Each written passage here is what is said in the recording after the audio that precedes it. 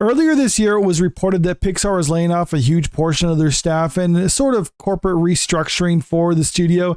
And this was happening around the time the Inside Out 2 was just blowing up at the box office. And looking at some of the information that's been coming out since then, I'm thinking maybe these two are related in some weird way, because we also have this story that came out today. Disney cancels divisive Pixar content, declares parents prefer to discuss certain subjects with their children. And the reason why I think they're related is I think one of the reasons Inside Out 2 was so successful is because, unlike some of their movies that's been coming out in the last year or so, not only for Pixar but also for Disney, is that Inside Out 2 was completely void of all political or agenda-driven content for it, and instead, they were just trying to make something that families can enjoy with their kids. And I'm thinking a lot of the people that they laid off were some of the people at the company pushing that agenda, and that's why a lot of this stuff has been succeeding, and it's looking like this is more elements of the same of that. And I will get more into why I think that, but first let's just kind of dive into this article a little bit more to kind of look at the details of what's going on with this particular series. Disney, the same studio behind Lightyear, has cut a pride-related gender-focused storyline from Pixar's forthcoming series, Win or Lose. In an astounding about-face, the company stated that parents should have the freedom to address such topics with their children when they feel it's appropriate. Yeah. That should go without saying, but for some reason, a lot of studios this past couple of years have thought like, no, they're the ones who get to set the standard on when these topics are discussed. And as a result, I think a lot of parents are like, well, I don't want to have any of those conversations with my kids just yet. So maybe I will screen the movie first before I decide to show it to my kids, or maybe just not show it to my kids at all. And I think Disney and Pixar has kind of felt the heat of all that. So they're like, okay, well, it's not helping us to include this stuff in our movies, so let's just get rid of it, because a lot of the executives at Disney and Pixar, I think, are just business-minded people. They don't necessarily care one way or the other. They just did it because they're like, well, maybe we can pander to some demographics, and as a result, we can make money off of it. Come to find out, that's not really the case, because the demographics they're trying to pander to tend not to have children or tend not to be capable of having children because they like to sterilize themselves. So Disney's like, why are we catering to these people who aren't even going to buy tickets to our stuff at the risk of alienating people who previously were our bread and butter? So I think they're starting to understand that it's not good look to try to pander to these certain demographics. So that's why they're going back to making family content like they used to. This move comes as a shock considering that the Walt Disney Company has often embraced identity politics, injecting divisive content into children's programming at nearly every opportunity. Yes, we've seen that the last few years, and it's been detrimental to them at the box office. Win or Lose is a Disney Pixar original series following a middle school co-ed softball team called the Pickles as they prepare for a championship game. Each episode of this limited series explores the home life of different characters, including coaches, umpires, and the middle school aged players themselves. One of the 8 episodes originally featured lines focusing on a character who identifies as a gender different from their anatomy. However, Disney confirmed to The Hollywood Reporter that it has cut those lines in the character's pride-centric storyline from the show. When it comes to animated content for a younger audience, we recognize that many parents would prefer to discuss certain subjects with their children on their own terms and timeline, a Disney spokesperson said in a statement to The Hollywood Reporter. And going back to Inside Out 2, how that saw a huge success at the box office, that was one of the things that people were saying about Pixar, or at least some of the insiders who got fired from the company were saying that they were specifically told to remove any insinuation that Riley was actually a gay character in that. And it's not that they were necessarily trying to make that part of the agenda, but the people higher up in the company understood that maybe this could be something that turns away a lot of audiences. So let's just remove any suggestion that maybe she is gay in order to not risk alienating portions of our audience. And I'm not going to say that's the reason why Inside Out 2 was such a huge success, but one thing is for sure, when that movie did come out, a lot of parents were saying that there's no identity politics in it. There's no awkward conversations on the ride home, answering questions that their kids might have. They were saying that it's just a good family movie that and all kids can enjoy, and it's free of all political messaging whatsoever. So I think that's a large reason why the movie was successful. I'm not saying if those things were in it that it wouldn't have been successful, but I think removing it definitely help them in the long run. And I think Disney and Pixar understands that, and that's why they're making these moves for this show right now. The character remains in the show despite the removed storyline. Sources close to the production say Disney made this decision several months ago, though the company declined further comments. Several months ago was around the time that Inside Out 2 was blowing up at the box office. So I think they saw that and are like, yeah, we need to cut this stuff out entirely because it's clearly not working out for us. Removing this stuff is beneficial. So let's just do that because, like I said, the executives don't actually care. The only people I think at the company who did care were maybe some of the people actually working on these productions. And I think a lot of them were probably in the staff members that were laid off at the company. And since they're not there anymore, Disney doesn't have to worry about it. Disney's stance surprised many given how the company landed in hot water with the Florida state government for publicly opposing the Parental Rights and Education Bill. The legislation aimed to give parents more influence in their children's education by limiting teachers from sharing divisive content in the classroom. Disney's opposition to the bill earned the ire of Florida Governor Ron DeSantis, who dissolved Walt Disney World's special Reedy Creek Improvement District.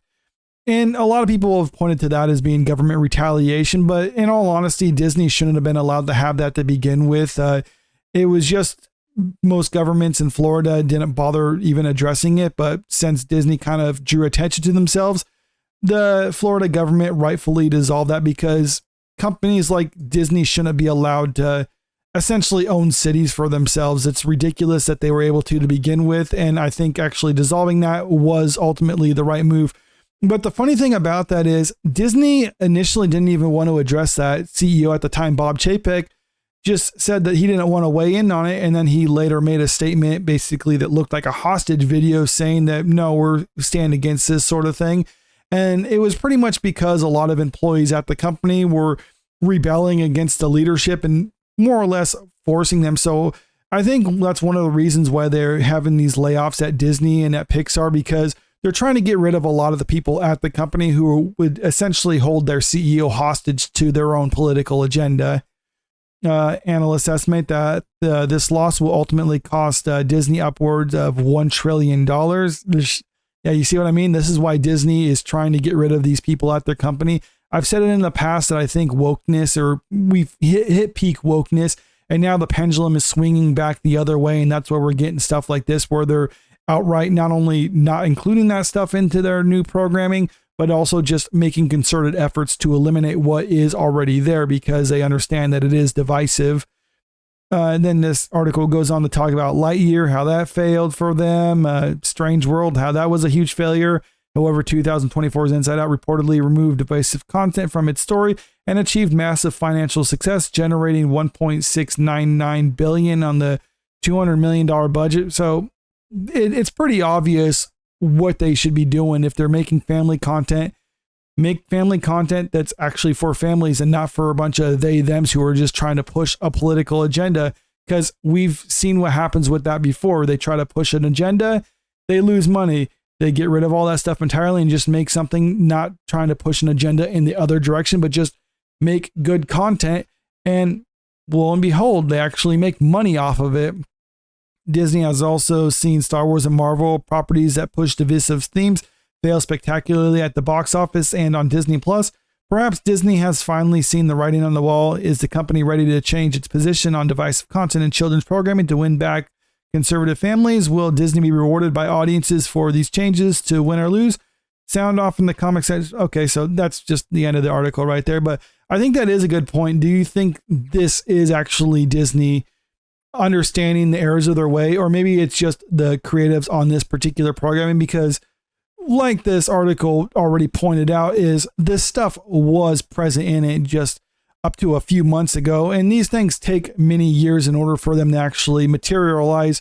So up until at the very least early this year, they were still more than willing to include it in there and actually write that into their story. And it was afterwards that they decided to get rid of it. So it's not like there's people at the company, or there's not people at the company right now who aren't still trying to very much push this type of agenda in there. But apparently they're being overruled by some of the higher ups at the company right now. And if this succeeds, I think we're going to start seeing maybe not like announcements of massive layoffs, but I think Disney is going to try to quietly get rid of a lot of these people pushing for this sort of thing and bring in people who are just talented storytellers in order to try to create stuff that is more successful. But a lot of that is also predicated on what ultimately succeeds for them. I know there's a lot of people out there who would still not trust Disney in hopes that the company fails. And I understand that because there is one of two minds, I think, when it comes to these sort of things. Should you support them when they're doing something like this? Or should you say like, no, that's not enough. We need to do more? Because I can understand the argument that maybe when they do right, you reward them. When they do wrong, you punish them. So if they're doing something that you don't like, yeah, don't watch it. Don't support it in any way, shape, or form. When they're doing something right, I think in a way, at least I'm not necessarily 100% committed on this argument, but I can understand the argument that maybe you should support them because then it pretty much sets a tone like, okay, this is the stuff they need to make in the future if they want to make money. But if you still have ideologues higher up in the company who are still trying to push an agenda, then they'll use the successes of stuff like Inside Out 2 that isn't pushing a message in order to offset the losses of some of the other ones where they do. So they're still going to try to push this stuff out there just so long as they can make the occasional one, basically throw some meat out to the crowd in order to generate some money in order to continue doing what they're doing. But I'm not necessarily 100% convinced that's what Disney executives are doing right now or Pixar executives are doing, because it sure does seem like they're willing to backpedal on this stuff, because I don't think they're really principled people. I think maybe they do have their own personal agenda, but ultimately they just want to make money. And I think if something like this is successful, similar to what we saw with Inside Out 2, then I think we're going to see more of that. And they're going to try to get away from their political messaging because, like I said, I think the pendulum is swinging back the other way. So it's just a matter of what sells for them, and then whatever sells for them, I think, is what they're going to continue to do. But maybe you're one of the people who says, I don't care. I think they should still fail for all the stuff they've done, or they need to do more of this before I'll support them again. And if that's your position, I totally understand that, but just leave a comment in the comment section below what you think about all this. Are you one of those people who will support them if they're doing the right thing, or would you not do that because you're worried that supporting them in those situations will help enable them to push it in other situations? So comment below. And also, if you haven't already, make sure you click that subscribe button if you want to stay up to date with the latest entertainment news. And don't forget to click that like button and share this video out there because it really helps out with the channel. Thank you.